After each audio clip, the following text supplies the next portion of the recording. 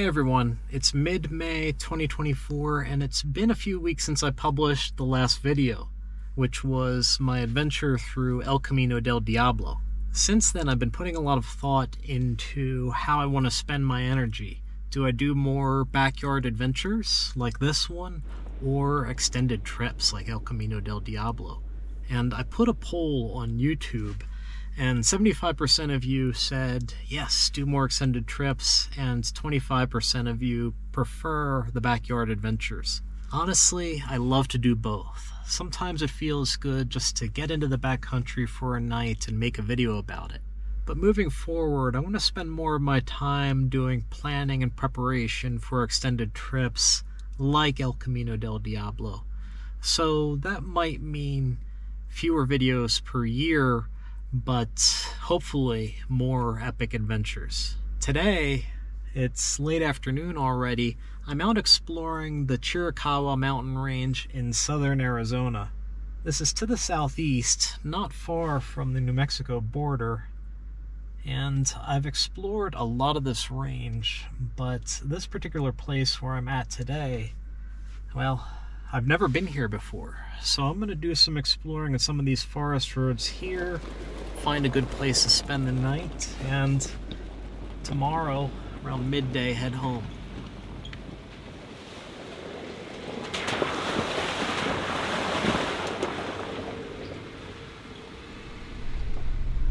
I only just arrived and the scenery is already amazing. There's jagged rock formations and hoodoos protruding from the rolling mountains, and just back there was a beautiful stream.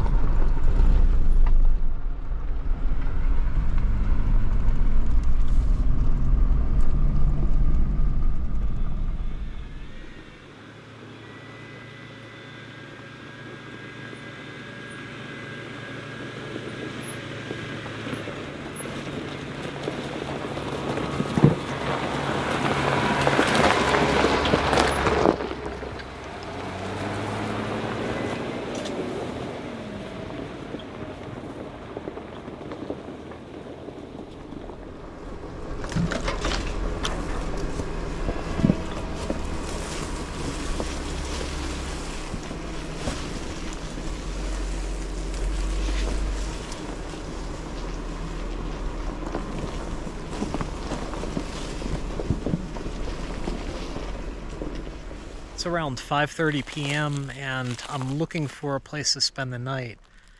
I've passed a lot of really good campsites, but I'm being picky. I can sleep in a shady canyon like this, but I like a little bit of a view when I look through the screen in the camper at night. So I think I'm going to keep going, but it's really beautiful back here.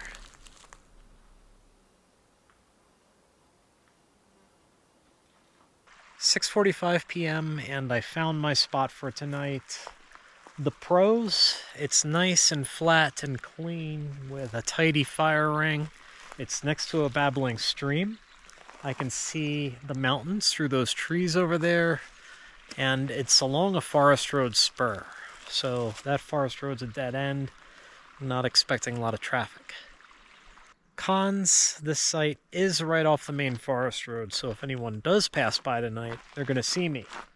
Not to mention, it's a very dusty road. I don't think anyone's going to drive by, and I'm going to take off in the morning, so I'm not too concerned about it. It's a good spot.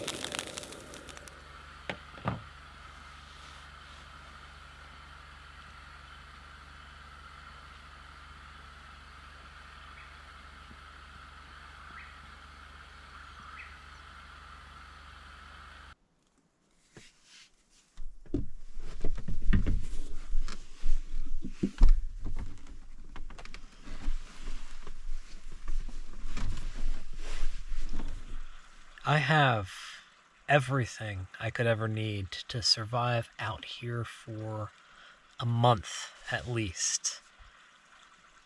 But I forgot a sweatshirt. Fortunately, it's not that cold tonight. I have my sleeping bag, so I don't think it'll be a problem. Always forget the most obvious thing. Bring everything else. Forget the obvious thing. I've been putting a lot of time and energy into the website, and this is something that I've been having a lot of fun with. Right now, there's 3 sections. 4 sections, I guess. There's the blog, where I write about a variety of topics. There is the download section, and that contains all of my GPX files from all of my travels since 2017. There's the campsite section that has detailed pages with pictures of all my favorite campsites. I try to add 3 new campsites a week, and as I'm recording this right now in May of 2024, we're almost up to 100 campsite pages, and those are all over the country. Most of them are in the Southwest, but I have data from all over the US and Canada, and I'm gradually adding as much as I can. And I also recently created the Defender Journal. In addition to the website and recording videos, I'm also working on improving my 1991 Land Rover Defender 110. It's not a restoration, it's a beat-up old work truck, but I'm doing my best to fix the things that need fixed and make it trail ready for backcountry adventures. And I'm documenting that entirely on the website, venture4wd.com. If you think you might be interested, please check it out. There's a lot more to come.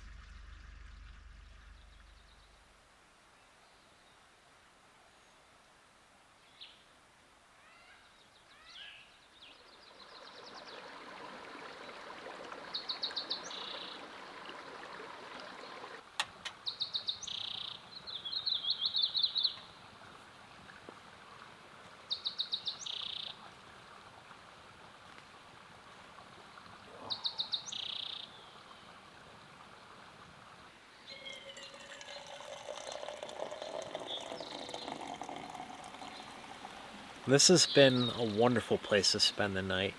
The acoustics at this campsite are perfect. You can hear the birds singing, and it's right next to the babbling stream, which is audible from bed, but not so loud that you can't hold a conversation with someone. That lulled me right to sleep last night, and as I guessed, there was no traffic on the road. Although it is midweek, I imagine during the weekend, maybe an occasional passerby, but even still, it's a dead end, so there's not much to do or see up there. That being said, just up the road there's a forest road spur that looks kind of interesting. It turns into these mountains and it looks like it goes for about 2 miles before it ends. So I'm going to break camp and get going, check that out, and then I'm going to have to backtrack and find another route to explore.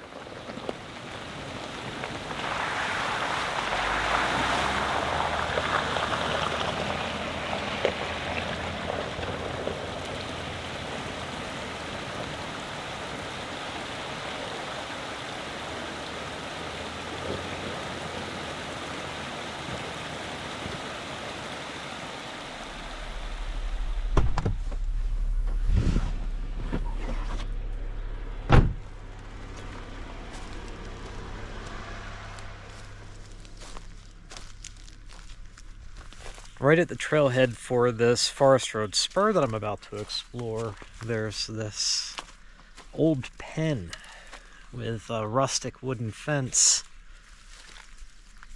A lot of cattle in the area, free-range cattle, so this might be just a place where they unload. Doesn't seem like it though. It might be for equestrians and equestrian camping. Really interesting. You see rustic fences like this all the time in the backcountry, but not so often with such heavy material.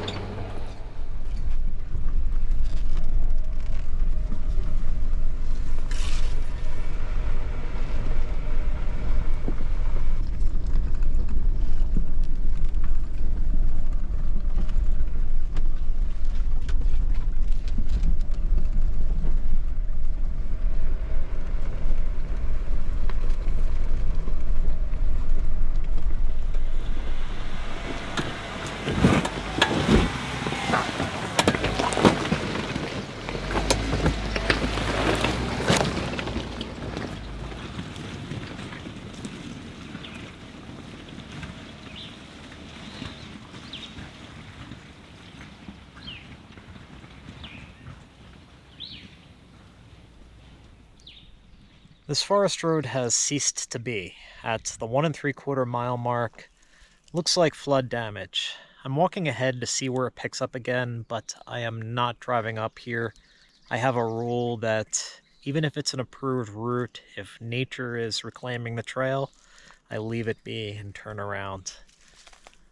But it's still a beautiful stroll through the woods, and up on this hill, there are some really interesting hoodoos. I don't know if you can see them behind me.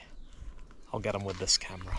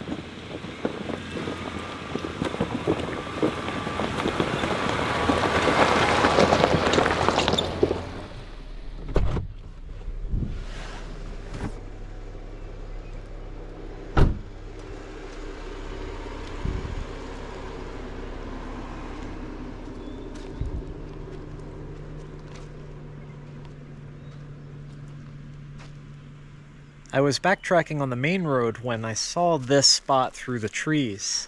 A nice wooded camping area. It's right up against the same stream that I camped next to last night, and it would have been a contender if I didn't find last night's spot. I still like last night's campsite a little bit better, but this would have been a great alternative. I'm gonna put a pin in it.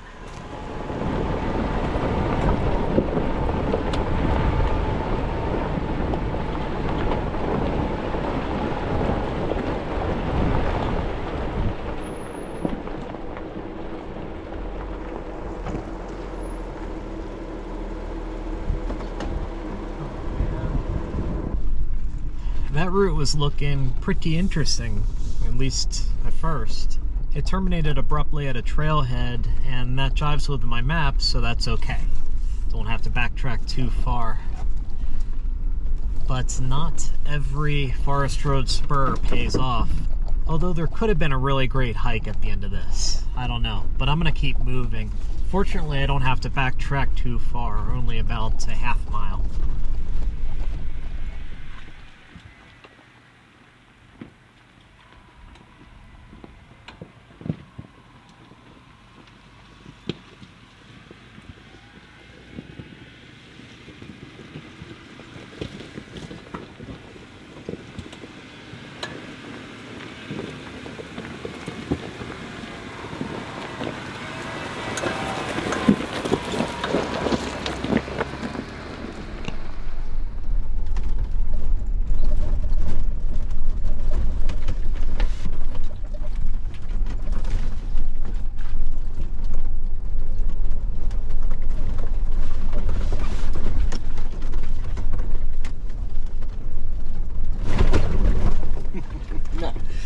That dropped off faster than I expected.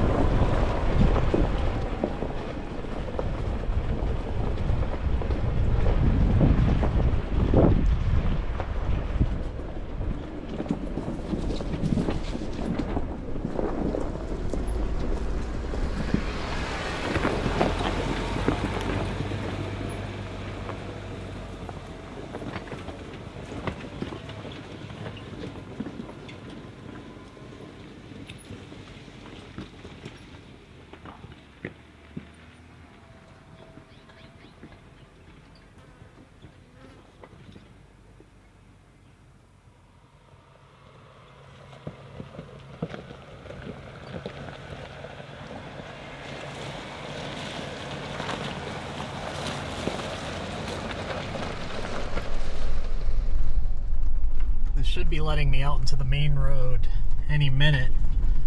This was not a spur. This was a point A to point B, very degraded forest road. It wasn't too challenging, but you can tell that it's very low traffic, got a lot of new scratches, and I think it'd be best suited for a compact, lightly modified vehicle. It's going in and out of the wash. Sometimes it's hard to see exactly where the trail goes. I'm gonna open my window.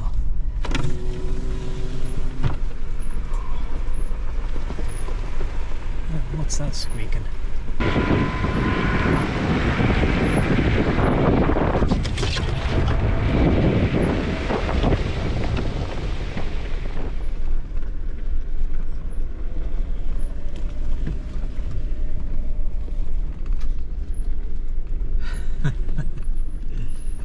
This is it, the main road.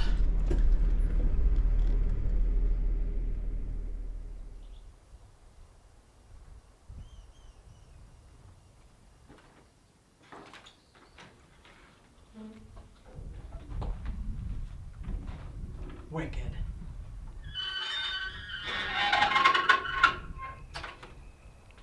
What an extraordinary piece of history this is. By the roadside, on the main road, there was a Forest Service sign that marked an historic site. Beyond the signs, there was a footpath, and it led to the ruins of this old ranch. Now, I didn't know anything about it before I got here. I only gleaned some information from the plaques that are scattered around the property. But it was founded in the late 1800s and then relinquished to the Forest Service in 1970. There's a commissary, a barn, an officer's quarters, a mid-20th century house that was probably the most recently used structure and also the creepiest to explore.